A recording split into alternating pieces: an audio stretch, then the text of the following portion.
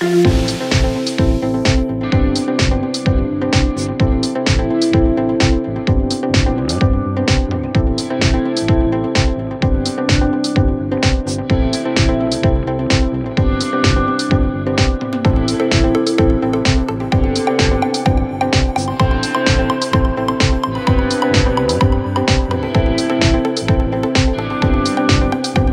Gueye, président association Sine Univers Santé. Demba, 21e édition caravane médicale, qu'est-ce que ça vous dit? Donc 21e édition, c'est 20 ans de sacrifice.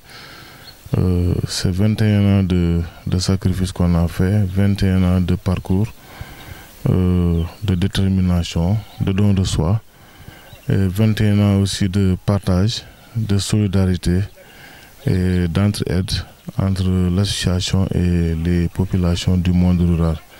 Donc ça nous rappelle au début, nous étions même pas 10 personnes. Lorsqu'on a créé cette association, on l'a créée au mois de février et aussitôt au mois de juillet, les gens se sont dit que c'est un peu tôt pour une association nouvellement créée de pouvoir prendre des mesures et de pouvoir s'engager à faire cette caravane cette année. J'ai dit non, pourquoi pas, parce qu'il y a toujours la demande qui est là. Et sur ce, on a décidé d'aller faire la caravane en 2 jours dans la commune de Fatick et le village de Sagne, qui est notre premier village.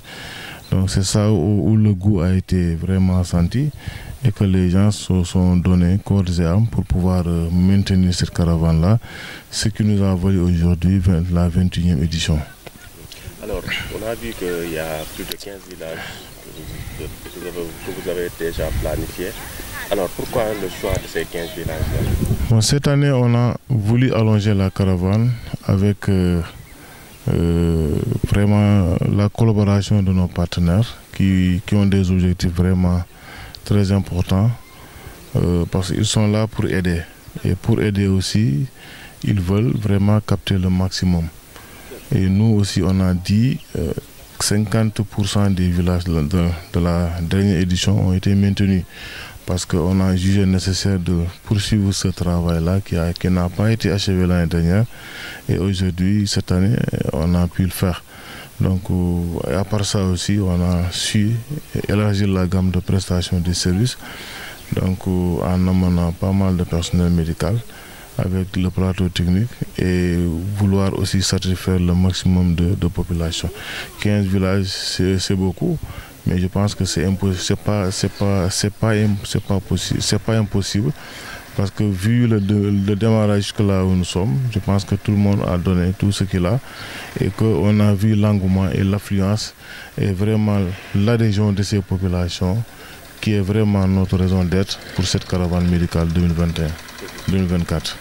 Alors, mobiliser 40 professionnels de la santé, c'est pas évident. Alors, comment avez-vous fait pour capitaliser le tout ça, en dehors de la structure? Bon, c'était pas du tout évident, mais nous, on peut dire en tant qu'association de 21 ans, on a pu travailler et collaborer avec plus de 300 agents médicaux depuis sa création. Donc, avec le travail excellent de la commission scientifique sous la direction de Dr Sali Sow, avec ses 2 collaborateurs, Dr Bamba et Dr Bob, on pu quand même réussir à monter cette équipe-là. Et je pense que les gens qui ont été choisis ont été à la hauteur et c'était pas évident quand même parce qu'au début les gens disaient que 15 jours c'est beaucoup. Effectivement c'est beaucoup de travail, c'est beaucoup de sacrifices, mais ils ont fini quand même par relever les défis. C'était pas aussi très compliqué pour les villages dont la demande était forte. Actuellement, on peut dire que si on continue encore, on aura des villages qui vont acquérir cette caravane-là.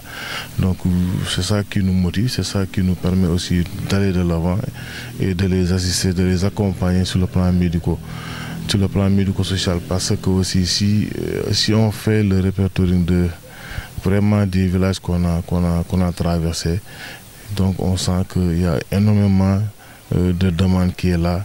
Il y a beaucoup de problèmes qu'on a détectés et je pense qu'à la fin, peut-être, on pourra revenir sur les recommandations auprès des autorités.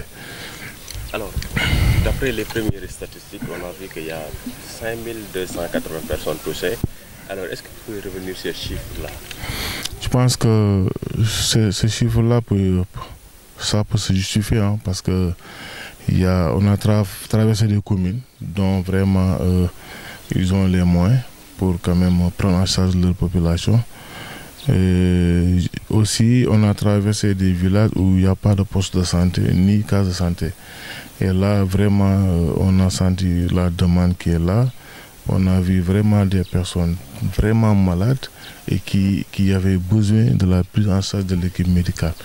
Donc il y a aussi des villages où on n'a pas consulté, pas beaucoup, mais nous la moyenne c'est 300 et 400 par jour. Ça c'est la moyenne de consultations depuis 10 ans. Et je pense qu'on est sur cette lancée et on maintient vraiment ces statistiques. Mais on a vu, par exemple, à Passy, on a 609 pendant une journée, qui est vraiment le chiffre le plus élevé pour le moment, suivi de Diane et Soma, où on a plus de 560 et quelques patients, et Sanghaï aussi. Donc, pour dire que les zones se diffèrent, les demandes aussi ne sont pas les mêmes. Mais nous, en tant qu'association qui a des objectifs, on a su quand même regrouper toutes ces données-là entre communes et villages. Parce que souvent, ce n'est pas les mêmes choses. Mais quand même, on a su consulter plus de 5000 malades.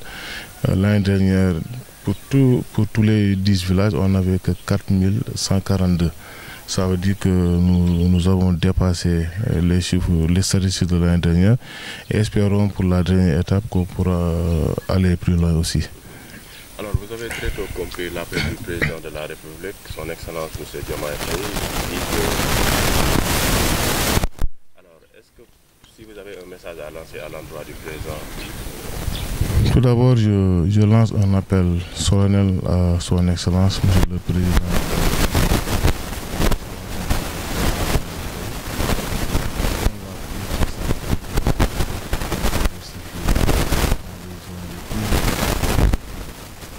Je prends l'exemple des îles du Saloum, là c'est exactement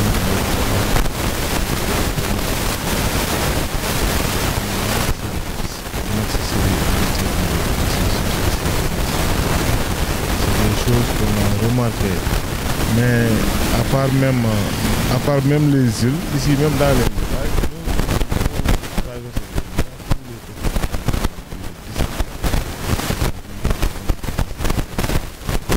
le cas de Sanghaï. Sanghaï, c'est le deuxième.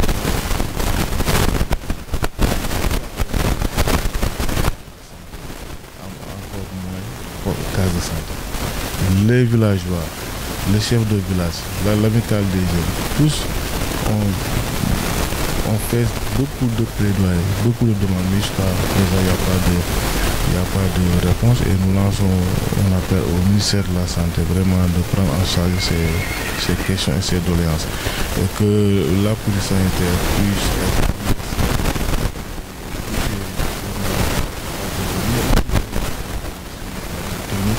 et le recrutement du personnel parce qu'ici même au village de Ndandalom, monsieur le maire de la commune de Ndandalom, vraiment, il a conçu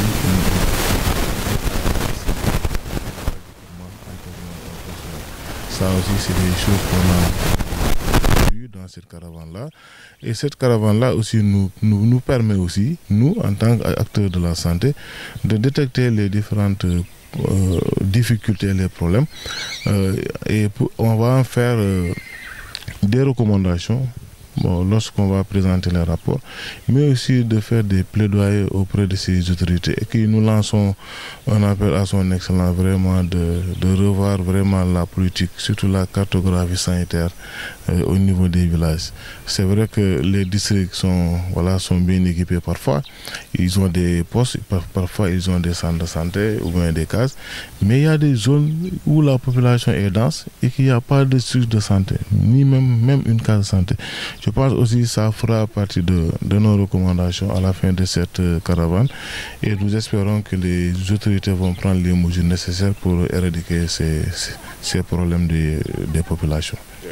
Alors un mot à l'endroit du partenaire, à savoir SEN'ACTION, qui vous accompagne depuis un moment. Oui, SEN'ACTION, c'est un partenaire stratégique qui nous a accompagnés depuis 2013.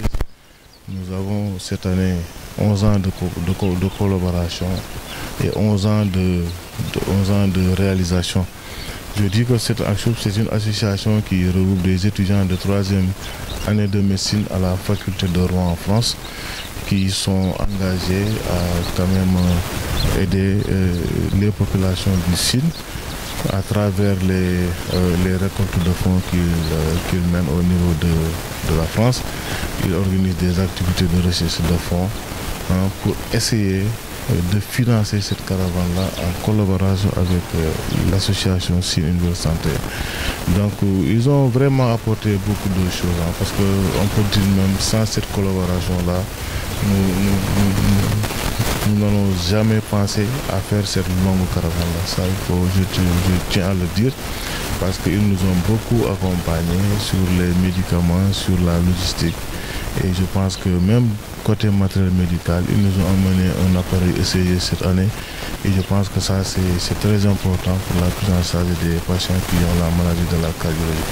Ça aussi, je tiens à les remercier.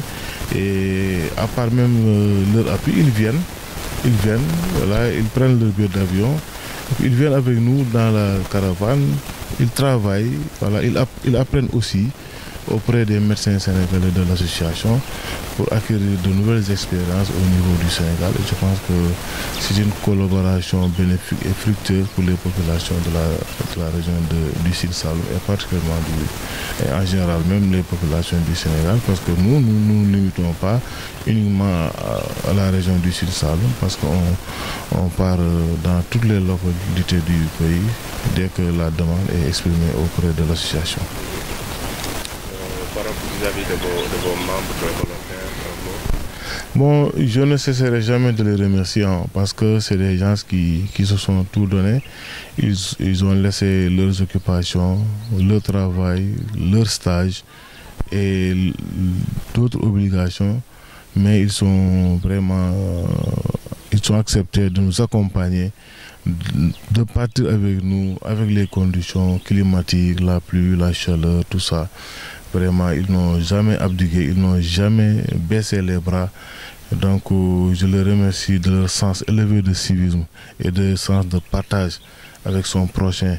Parce que ces populations-là, c'est des gens vraiment incroyables et géniaux. Ils nous accueillent à bras ouverts avec tout ce qu'ils ont, ils nous donnent. Je pense que ça, c'est des faits qui vont nous remarquer durant cette caravane 2024. Je tiens à les remercier vraiment, hommes et femmes, médecins paramédicaux, techniciens, la logistique, la communication. Je pense que je dirais vraiment un grand merci à toute l'équipe de Sine Universelle Santé.